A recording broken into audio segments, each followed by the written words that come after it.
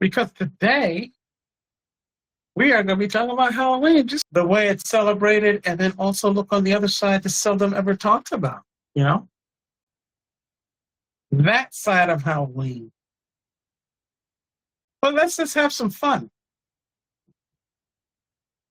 Halloween has some ancient roots, more ancient than the history that I'm going to read from, way more ancient than that.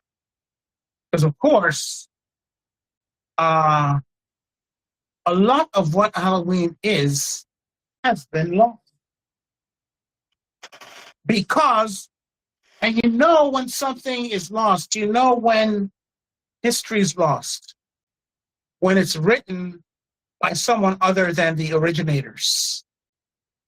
Whenever you read a history of something or someone and it's not written by that culture, nation, tradition, a lot of it will be lost. You're not going to get the complete story from the one who had very little to do with the history if they're the one who wrote it. And Halloween's no different.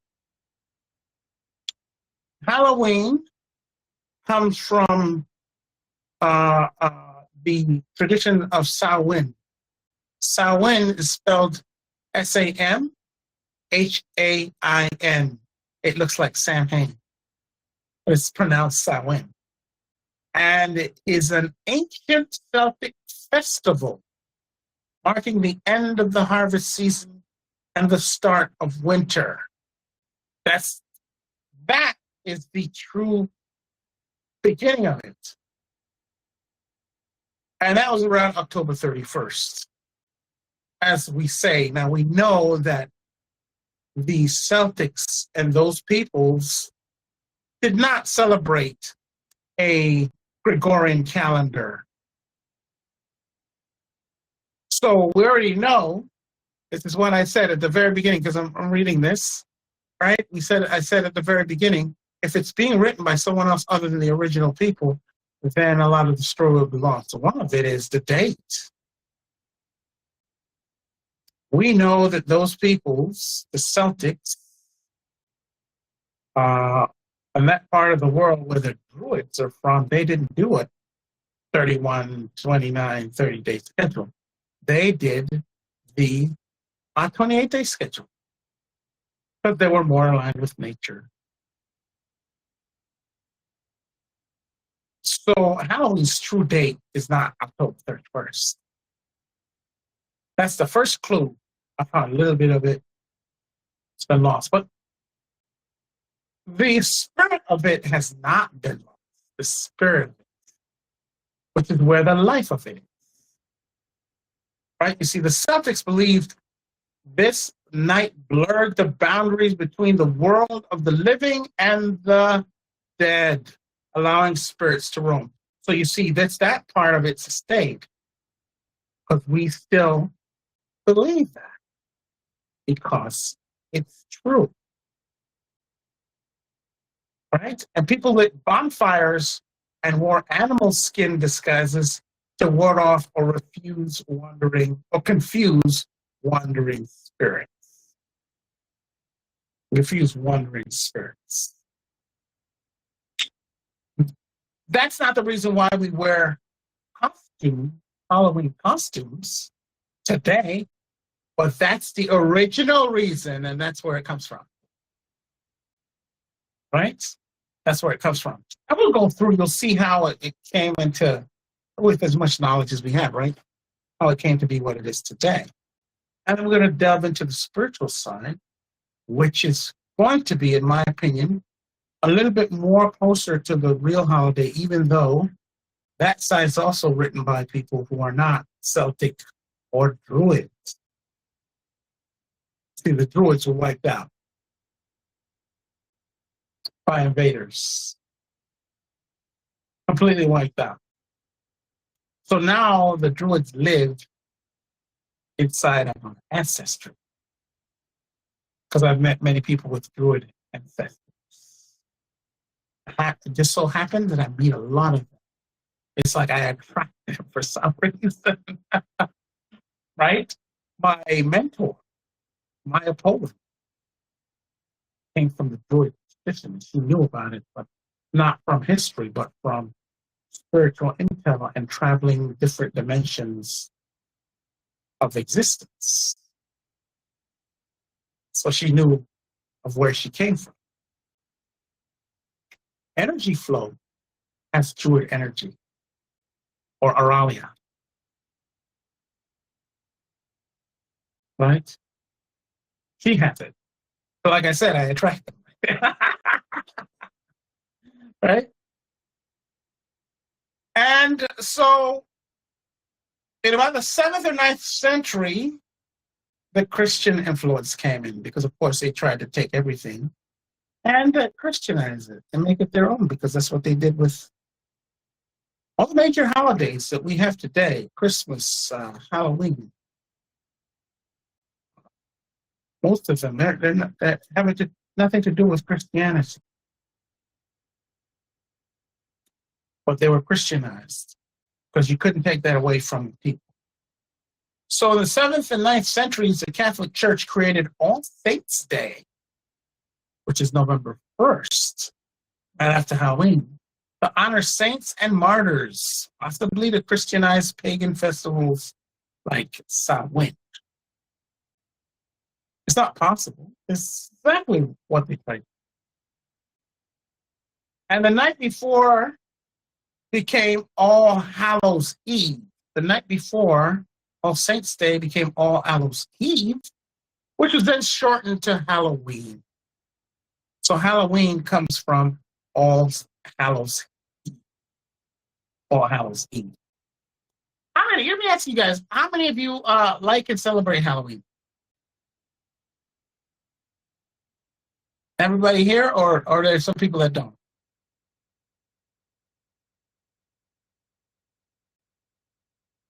Well, let me know. Let me know in the chat.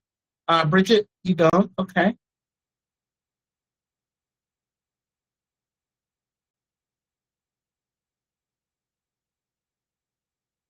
Anybody else? Oh, you guys put in while I read along here. The church established All Souls Day on the 2nd of November to pray for the departed, merging old Celtic spirit traditions with Christian practice. I think I left the word out. That doesn't make any sense. I'll read that all over again. The church also established All Souls Day on November the 2nd to pray for the departed, merging old Celtic spirit traditions with Christian practice. Oh, when your children were young? Yeah. I'll talk about how it became something for children too, as a part of this. By the Middle Ages, souling, spelled S-O-U-L, like the soul, was popular. And what the poor did is they went around knocking on doors and offering prayers for the dead in exchange for food or soul cakes. So that's the tradition of knocking on doors. That's how that started. The poor would go around and say, hey, I'll pray, I'll offer some prayers for the dead, or da-da-da-da-da. And they would do a prayer and they would get a little gift, usually food. That's why it's candy. Right? And then there was disguising in costumes. This is medieval customs we're talking here. And performing tricks or songs which emerged in Scotland and Ireland. And then they carved turnips with candles. Carved turnips had candles placed on them and were used to represent spirits or to ward off evil. Turnips, bear that in mind, right? This is an early version of the jack-o'-lantern, right? It's in medieval times. So turnips were used, and they were the original jack-o'-lanterns. Now let's go to the United States, right? Where most of us live. The Irish and Scottish immigrants brought Halloween customs to North America. In the 19th century, pumpkins native to America replaced the turnips for carving. So pumpkins were not the original one, and pumpkins became replaced the turnips because they were larger and easier to work with. And by the late 1800s, Halloween became a community-centered holiday with parties, games, ghost stories, and such instead of superstitions. Now, I said earlier that the true story of Halloween has been lost. We haven't lost the whole thing, but some of it has been lost. Because, of course, when the church come in, it mixed with it. You're going to lose some things there because maybe some things were traditionally done by the Celtics and the Druid that were dropped once they converted to Christianity. Because as you can see, Halloween is nothing like the way the Celtics celebrated it back in their day when they made it, right? It transformed into what it is today.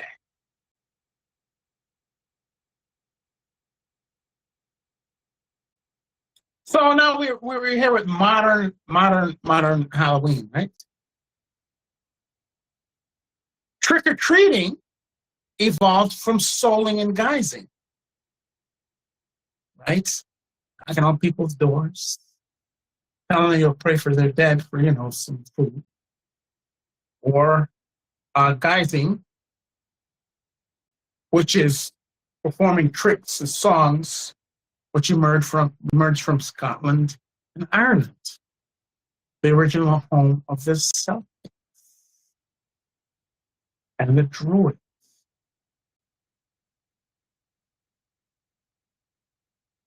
And this gained popularity in the 1930s. Trick-or-treating basically trick-or-treating, what comes from souling and guising, became popular in the United States in the 1930s. That's relatively recent, folks. Right? So in the beginning of this country's history, probably the first 100 or so years, no trick-or-treating. Halloween was not celebrated. Same is true for Christmas. Christmas did not become a holiday in the United States until about the 1840s. There was no Christmas celebrated before then. So when the idiots who want to talk about the war on Christmas and how it's an American tradition and the forefathers on it, they're spewing nonsense. I don't hear the war on Christmas, these ridiculous news stations anymore. Because Christmas was considered let's use the word blasphemy. Not something you would do, bringing that from the old country. Until someone saw that a dime could be made out of it. And in the 1840s, we started celebrating Christmas. In the United States. And then you've got post-World War II, so why do they say it's evil? It's funny you said that, Bridget. The reason, because that's why I know some of the traditions were lost. Because that was one of the things they did to demonize it, to get those who were coming from the pagan traditions into Christianity, to sort of help to get rid of it, while at the same time creating Christian versions of it. So you come over to the Christian version of it, the Catholic version of it, and leave the original behind. So this is the tactics that were used and are still used today to sway people to do things that you want. You demonize the thing that you don't want them to do, or you kind of create something to replace it.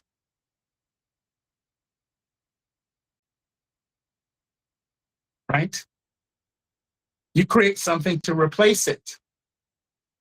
So how do you demonize it? How do you get people to turn away from it? The first generation you do that with, that grew up that way, it doesn't work so well. Because once it doesn't work so well, the reason why is because you are not going to convince somebody past the age of 20 that their tradition is evil. This is the same reason why I say, if you want to get rid of bending the knee to parasites in the form of religion, you simply don't teach religion until, don't introduce religion to anyone until they're 20. And there's no one. And there's very few people with any sense in their head who would even consider religion after the age of 20. Before then, most people that are religious, it's indoctrinated from the day they're born. That's the only way you can keep it around. So it goes to reason when they first do the demonization, of course, everybody plays along to get along. But when they're at home, they do their own thing. But then the offspring grow up, and they grow up in the church. And then it takes about 2 to 3 generations before the offspring of those where the tradition came from starts to demonize it and starts accepting what the church puts forward. The Romans did the same thing. That's why it got into the Roman Catholic Church, because the Romans became the Catholic Church. When Rome fell, the Senate became the cardinals. They merged into the cardinals. Figure what the whole thing is.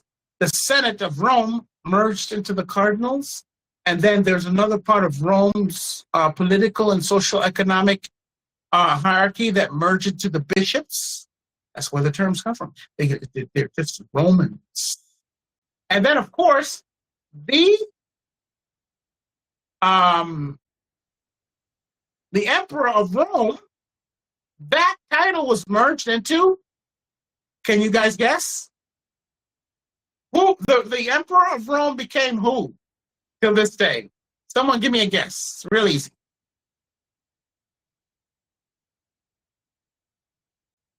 The Pope. So that's how it moved itself after the physical empire fell into the empire that we still have to deal with today, called the Roman Catholic Church. And all of its offshoots, the Pentecostal, the Presbyterians, the Episcopalians, the Lutherans, and all of that. You won't learn that in school. That's why, but it's right there up front. That's why it's called the Roman Catholic Church. Roman tells you exactly who they are in plain sight. Catholic tells you about the people who they were at the beginning. The Cathards. That's where the word Catholic comes from. It comes from the people known as the Cathards. They were completely obliterated, genocided right off the planet because they believed in reincarnation, they believed in natural human abilities, and they were more in line with the Gnostics, who taught about a God, but not the one that you and I once bent the knee to. They thought Jehovah was an outright demon and should be completely eliminated from out of human life. And that there was actually, yes, a creator, but that it wasn't him. It wasn't Jehovah, the God in the Bible. And murder and violence was used to get rid of that. See, they believed in a much gentler, kinder Heavenly Father and Mother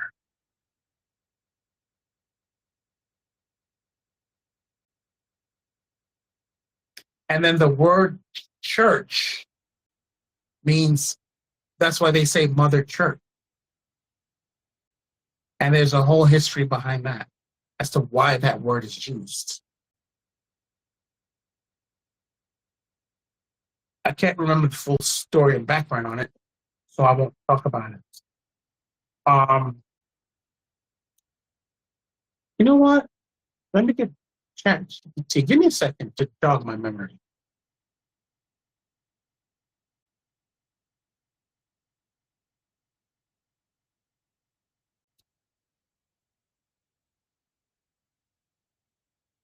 I was going to just leave it, but something, no, don't leave it.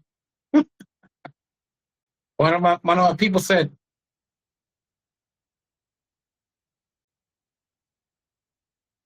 don't leave it. That's why they're in the community for stuff like this. So you got to deliver.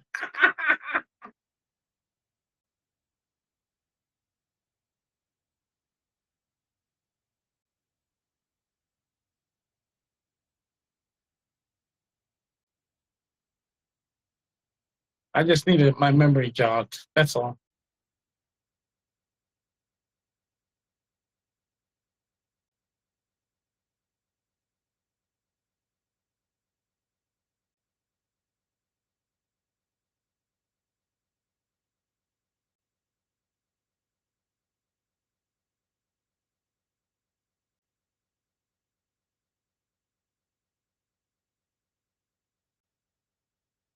Don't worry. I'm making you wait just a second, but I think this is.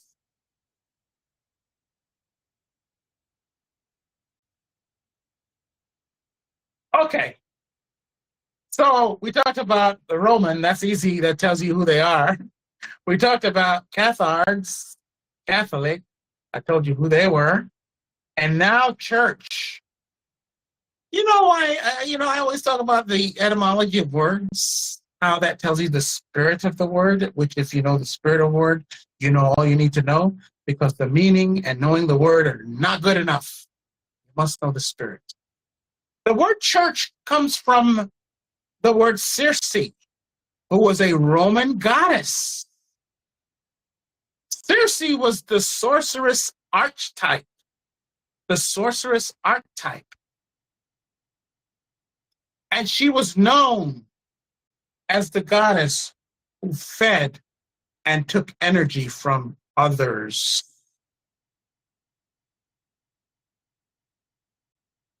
She magically lived by removing the energy from others. What have I talked about? What happens when you go to church? Mother Circe. That's the word Mother Church. It comes from Mother Circe because that goddess was also known as that. She was known as Mother Circe, Ekeshini, and then from her name comes the word church. So when you know, you know. Christians are actually worshiping pagan gods without knowing it.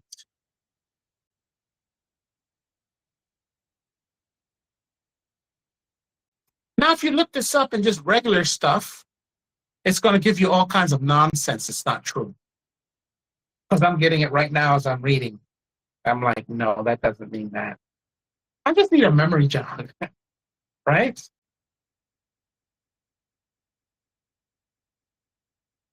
So that's the meaning of church, the Roman Catholic Church.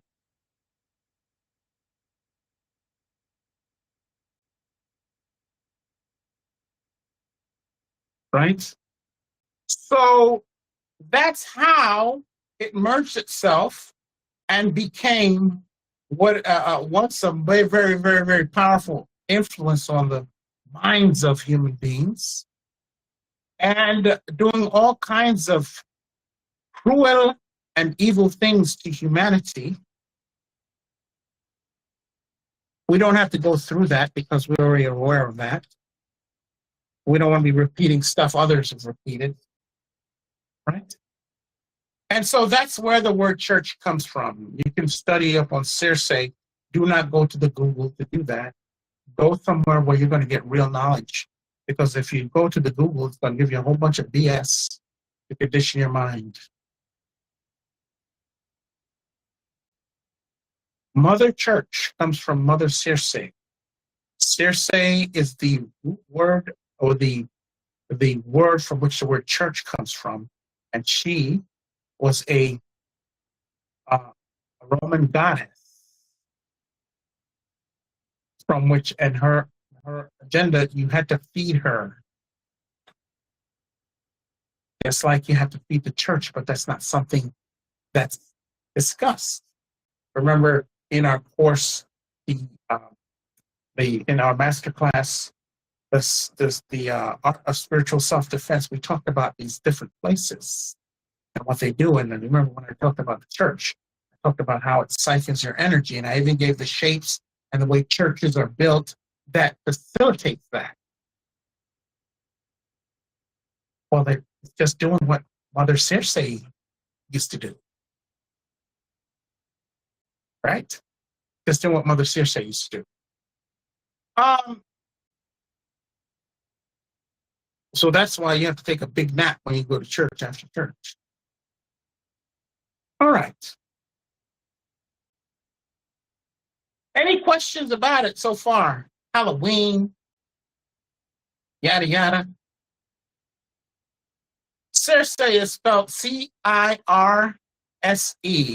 Let me double check on that spelling.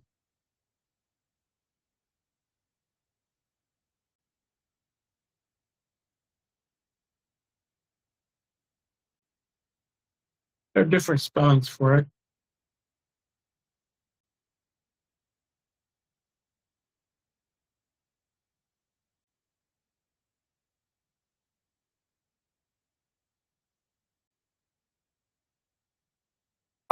It's spelled, the word is spelled C-I-R-I-C-E. C-I-R-I-C-E.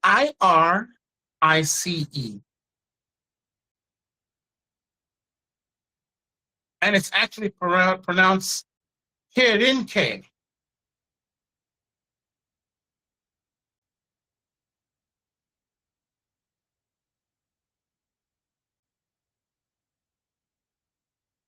Kirinke. I'm not going to read all that because both of it is BS. So we now have like a bit of a very, very loose discussion of it, the history, right? And of course, the Druids and Celtics were very, very deeply spiritual people. Very much so. Because a lot of their traditions and a lot of their ways and teachings are now a part of the spiritual awakening experience. We just don't know. We just don't know, but it is. Being one with nature, and the reverence for the trees, that was one of their major things. Other cultures had that as well.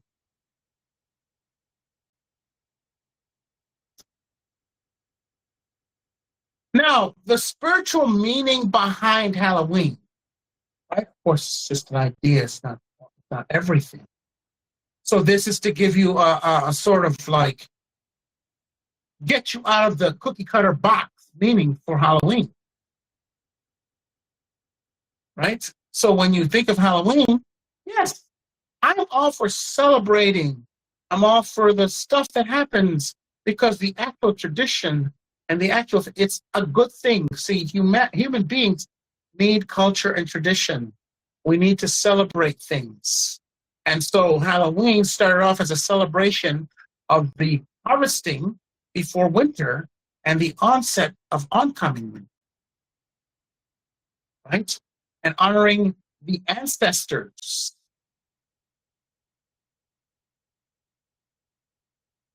Within that, you see. until it was changed into something else. But you can still see that tradition in other places, like in Mexico and in Latin culture. They have different little names for it, but in Mexico, we are familiar with Dia de los Muertos, which means Day of the Dead, which doesn't mean, oh, dead people. It actually, if you translate it into how they see it, not the literal translation, because you'll miss how they see it, right? And it's a spirit. See, the thing is, remember I talk about the spirit of the word? If we just literally translate Dia de los Muertos, it means Day of the Dead. Well, guess what? The meaning does not describe what is really happening in that celebration. Because they don't see, the people that celebrate this, they don't see their ancestors that have passed as being dead and gone. See, and you don't get that with a literal translation. You only get that with the spirit and meaning of the phrase.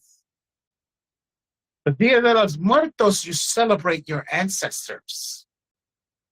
It's literally, the best translation is the celebration of the ancestors, those who came before us. And they have their ways of celebrating. Their own set of costumes, their own set of traditions. Right? So the spiritual meaning behind Halloween, here are a few, right? Just a few. Halloween marks the ancient belief that the veil between worlds, the physical and the spiritual, becomes thinnest. And now you could talk to certain people who actually can't, they have enough sensitivity to actually experience that.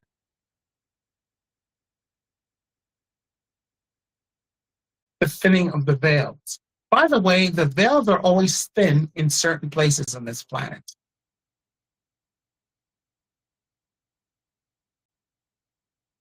I've been to one of those places, Glastonbury, England. Veils very thin. Very thin. And it's a very kind of spiritually centered place, that whole place. The land and the ancestry of the place, very, very, very much alive. Not so much most of the people that are there. They're completely unaware of it. Unless you have the ones that are spiritually minded and engaged. You have enough of those, but I've been there. Most of them know that just want a good drink at the pub. It's not a critique. Just don't.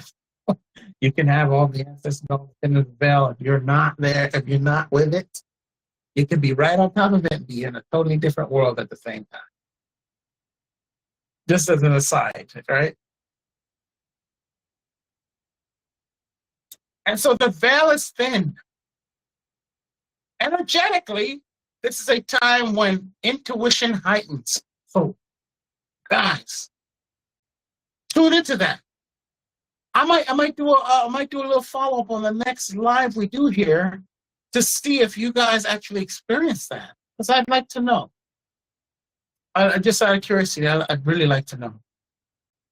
Intuition heightens, ancestral energies are stronger, and messages from the unseen flow more freely. Right? There's less obstruction. And that is true. There's less obstruction. So this could be a second. You could use this to do spiritual work. Maybe you hear your ancestors, you have a hard time. Why don't you tune in and use this opportunity to see if it's easier for you?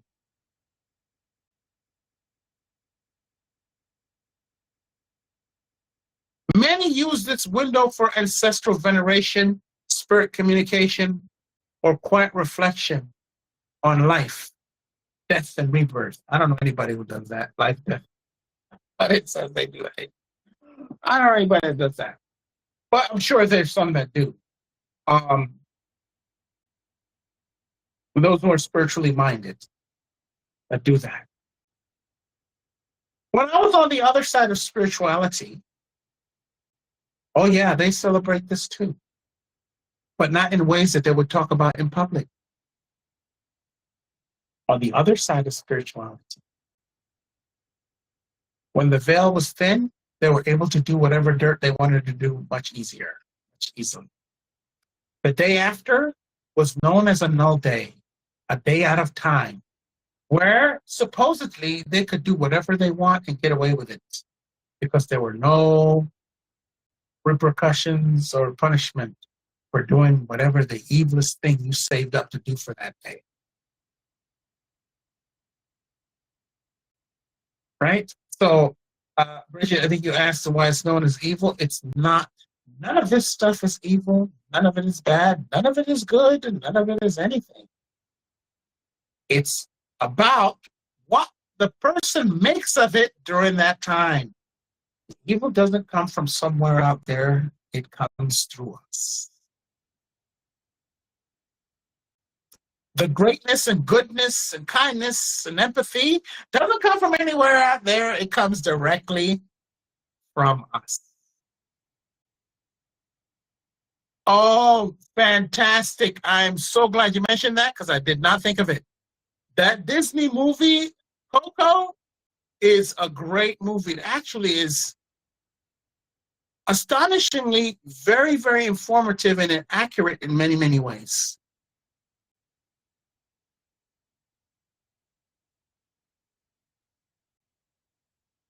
Stonehenge, Area 51,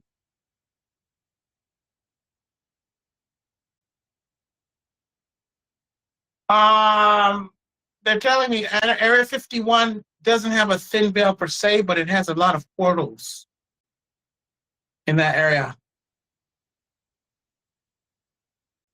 That's why we have the stuff we have there.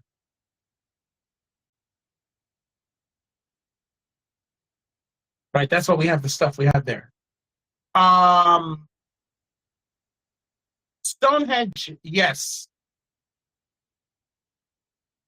Stonehenge, yes.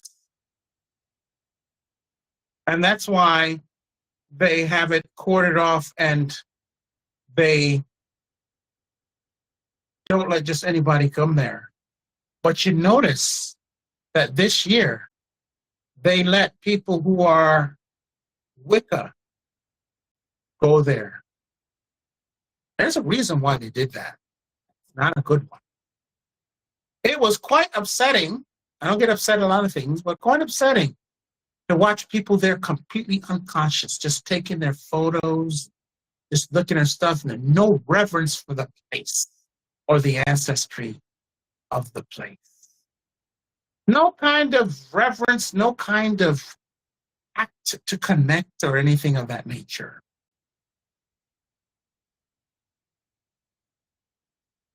Unconscious as hell. You could just see it on the TV screen. But they do not want certain people there because of the power that place has and the connection that can be made there. I wanted to go to Stonehenge in 1990, was it 99? Yeah, 1999. And there's you could drive, and on the way going to somewhere else, you could see Stonehenge in the daytime. And it's just like this small. That's how far we were from it. And that's all I saw of it. And I was so disappointed. And I wasn't spiritually awakened or anything, but it's one of those places that I always wanted to go to and that I read up on. And I was so disappointed. I ended up going to another place that not many people talk about called Avesbury, where you could go up and there's just stones that are set up in a certain way. And the locals there said it's much better to go there. You get an experience there.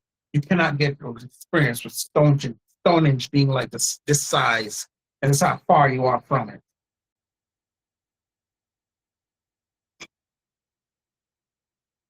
Yeah, so Coco is really a good example. Of course, it's a movie, so it's not going to give you all the juicy detail, but it'll give you a good idea. I've watched that movie twice.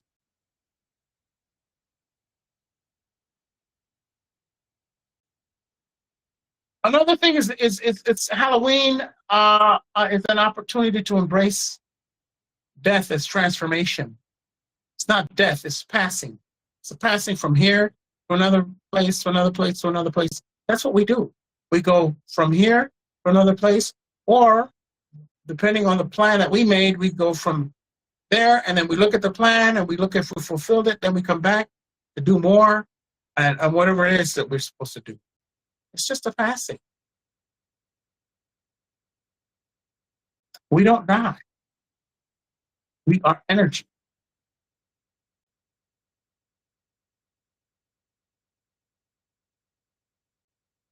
And this also, one of the reasons why we tend to fear death is because we have an issue with the impermanence factor of our physicality. Nothing physical ever lasts.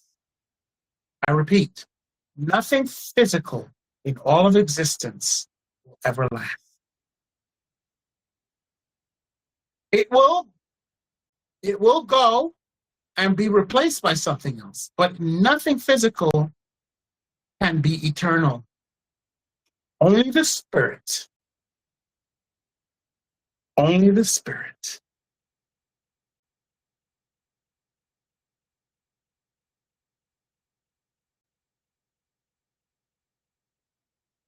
So when we learn of the mechanics of our existence, then we have nothing to fear. If we comprehend that we are eternal beings and that the physical body is just a vehicle for us to have the experience we're having, and when the experience is done, like you give away the car to the dealer when you buy the new one to drive in, it's the same similar experience. You know you have that car, and that it's, oh, in about 8 to 10 years, this car will be too old and it'll be giving me too many problems. I'll trade it in for a new one. Isn't that what happens? Body gets old, it's having problems. And then when it can't hold the spirit anymore, we give it back. And then we go back and whatever plan you had for yourself is what you go into. That's ideally the what's supposed to happen. Some things can happen in the way, in between, but that's another story. And the things that happen when that cycle does not occur is usually by choice of being. I'm talking in terms of wandering spirits and ghosts that are lost and can't find their way back. They've just been fooling around all for so long that the spark that is within them does not remember anything because they spent too many lifetimes fooling around. There's no other way to put it. Getting caught and entrenched in this reality so that only thing that spark inside of them knows is this reality. And when the body falls, the spark only knows this reality and has forgotten everything else. Then it takes another person like me and you, if you have reached that level and that point, to then take that lost soul, that lost spirit, that lost spark, and then reintroduce it back to its higher self, because its higher self can't come down to get it. The original spirit of that spark cannot come down to get it. That is the risk it took for coming down here. So imagine now you coming down and going, lost soul. There you go, there's the light.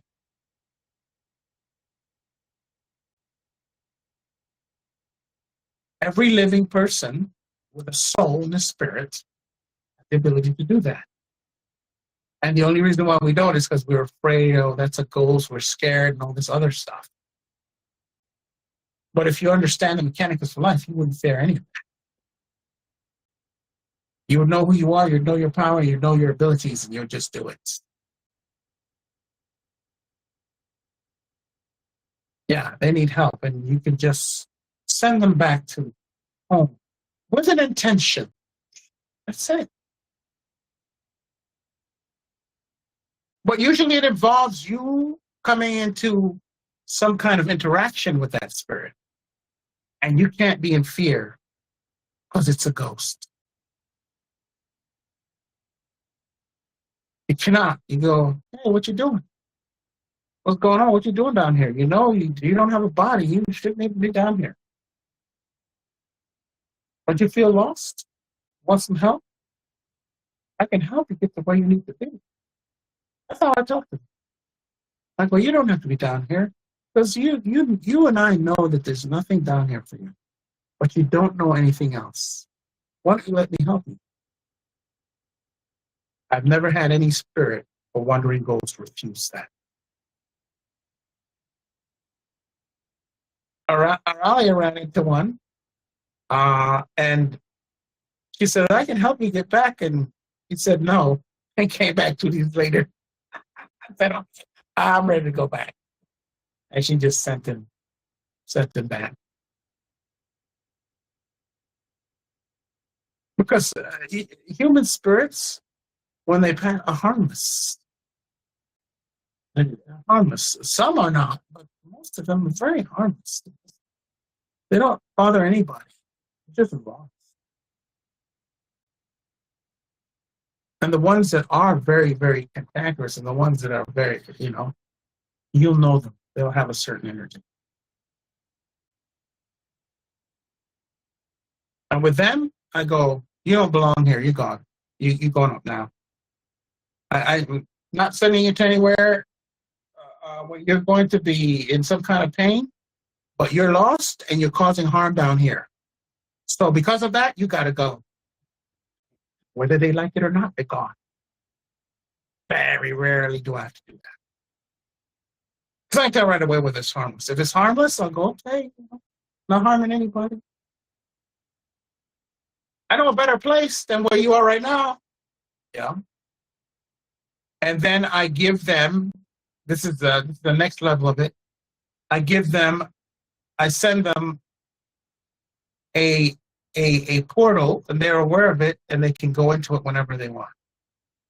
So if I'm not there, they can, okay, let me do this.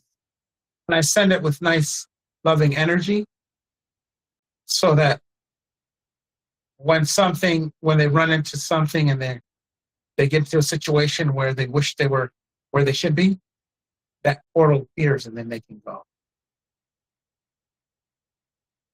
But that's only if they're harmless. But for the most part, they are. And the few that aren't, I just go, no, I'm the physical being down here, and you're down here messing up my reality. You gotta go. And you stand in your spiritual authority, and it happens. Don't listen to these bozos who tell you, oh, free will and all this kind of stuff. Because let me tell you, the rain was raining the other day. I didn't want to get wet. You think the rain decided to change its mind?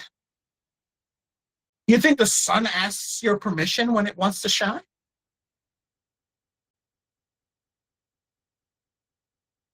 We are here to keep this place healthy. And anything that is not healthy, you can send up to send back to source, where they can receive healing and transformation.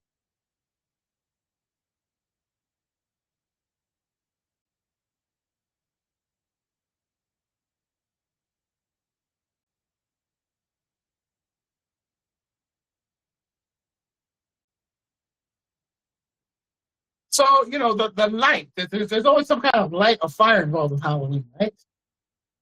The bonfires, that's the kind of Halloween tradition in certain places, and lanterns. These aren't just meant to ward off spirits. And this is the thing that comes on the fear of spirits. Oh, you want to ward them off. No, you want to help them. No, you want to interact with them. If you are there, if you're not there, obviously not. I'm not telling you to do something you're not prepared to do. But warding off of spirits, all this is just nonsense. Because This light and this fire, what it represents is the inner flame of awareness. Jack-o'-lantern?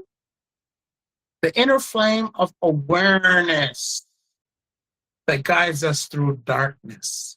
You see, these ancient people were not in fear of spirits. They walked amongst them. They walked on both sides. If you notice, when I was born, I was fortunate enough to live in a place where people were very well aware of spirits, very well aware of their ancestors, and it wasn't something that had to be taught. It was just something you grew up with, and that was just the way it is.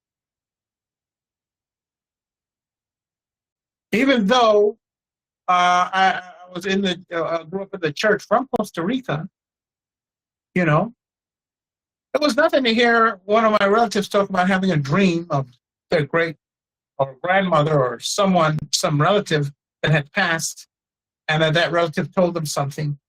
And, you know, next Sunday they're in church.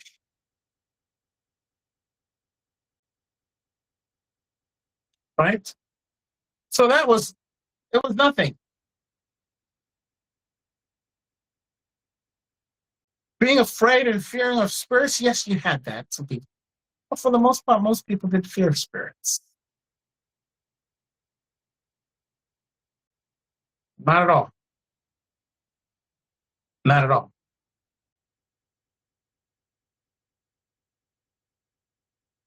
So that fire, the jack-o'-lantern, the bonfire, anything, that light represents the inner flame of awareness. That's why you have the candles and all of that. When you dress, the dressing in costumes is one of the ways that you embrace your shadow. The part of you that you keep hidden. And that's an opportunity to embrace that shadow, integrate it, and heal it. Halloween reminds us of that. When we mask up, as it says here, we can embody parts of ourselves we normally suppress. Strength, mischief, sensuality, rebellion. You see it all. You've seen it all in Halloween. That's why they say certain people do certain things, not to harm people, but they dress a certain way, they act a certain way because in Halloween it's all okay. The sensual self that they hide, you go to the club and you see it hanging out everywhere. Right?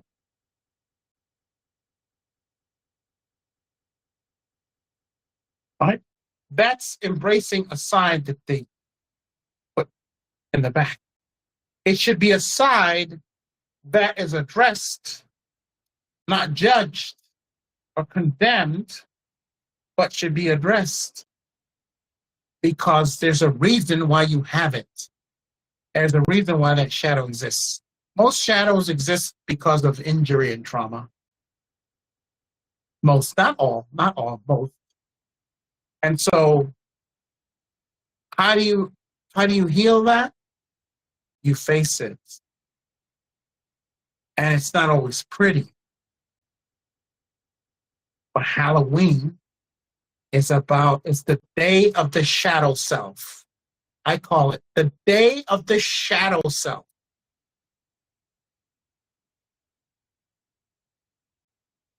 So when you see costumes, you see them differently now. You'll see them different. Right? And so the children are brought up and are taught to wear this. So, hey, Batman, Robin, Wonder, all that stuff. And the true reason for that has been lost.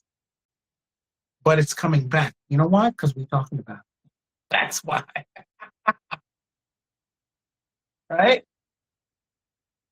Halloween is a day that you can dance with your shadow, acknowledge it and reclaim it. Because that shadow is you. And often shadows break off because of a traumatic experience. And they basically take one for the team and they take the trauma with them. Now the memory is still there and you still probably carry some of it, but it breaks away and then it always seems to come home. But then sometimes we forget what that thing looks like. And we think it's something evil because of how it looks. It's all maned and dark, looks scary, when in fact, it's an aspect of you. That's one of the things I say to people when they go, and you won't believe how many times I get this request on TikTok. How about you? Can you help me open my third eye? I want to open my third eye. I stop answering because they're going to see a part of themselves and they're going to think it's something foreign. And they're going to drive them into psychosis because they don't know themselves, right? And you must know yourself so that when you see yourself coming towards you, you'll go, oh, that's an injured part of myself. Hard for me to look at it. It's ugly, but it's still me, and I need to do something about that because there's something there that is me that needs to come back home. And you don't run away scared. You do the work. You address it. And suddenly everything you need to help heal it will just show up at your doorstep. Because you can never leave anything of yourself behind. And if that's what we do, and that's what we want to do, we'll be haunted by that thing because it made a deal with us, and now we don't want to, ante up on the deal.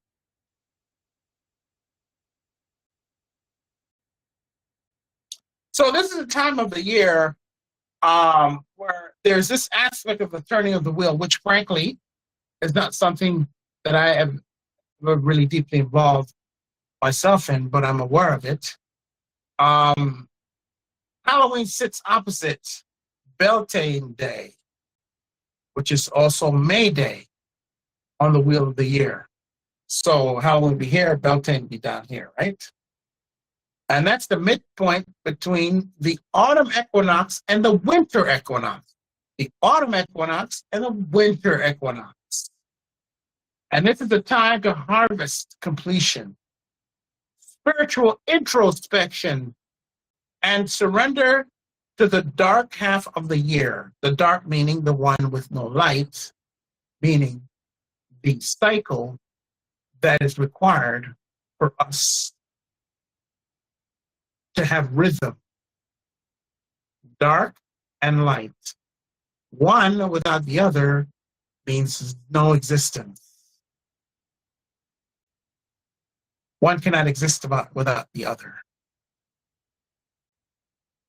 Right? Darkness is for rest and release and relaxation, rejuvenation. The light is for action, growth, recognition, building, and the dark is for relaxing and enjoying what you did while you were in the light. Nothing to do with you. Nothing.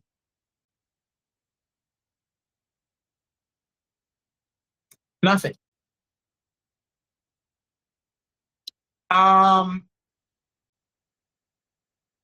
That is it for me when it comes to Halloween. I hope that this was informative and that you enjoyed it and gave you a sort of a different perspective of Halloween than the one that you maybe have experienced for your whole life or have been taught about. Thank you, Keisha.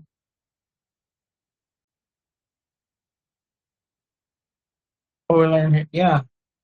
And it's all guided. And just in case you want to know, no, you already know. Just in case you forgot, these are all put together by your ancestors and mine. That's why it's informative. It's informative because they know exactly what we need to know, what we need to hear. Yeah, all of our ancestors are involved with this. I wish there were more people in the community. I really do. But it is what it is, and we're going to take steps to get the information out to more people in different sectors, right? So that they can get the knowledge that we're all getting and sharing.